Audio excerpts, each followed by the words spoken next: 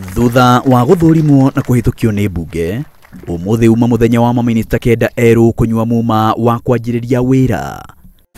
I, Farida Karonei, having been appointed a cabinet secretary of the government of Kenya, do swear that I will at all times be faithful to the Republic of Kenya and to the best of my ability. So help me God.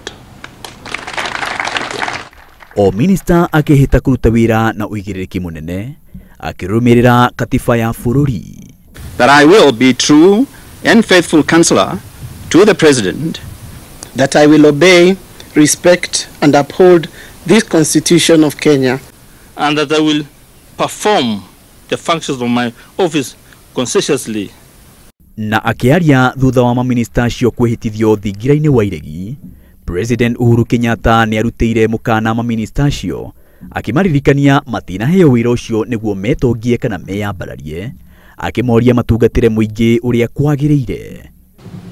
High office is not a platform, and I repeat again, is not a platform for self-actualization and pandering to ego. Mutinahe wira uyu niguo mwetongie kana mwiyambararie, no nginya mwenyihie na mweime niguo mutungatire muingi uria kwagiriire. It is a call to service with honor and integrity, to servant leadership, to sacrifice.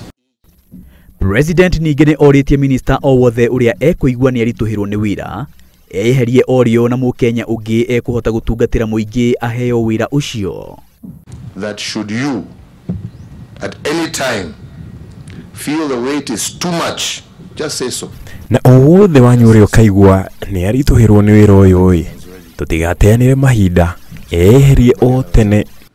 Na nasema hivyo kwa heshima kwa kila mtu. Should you amna haja tuendelee au ni namna gani? Ndio tuheshimiane.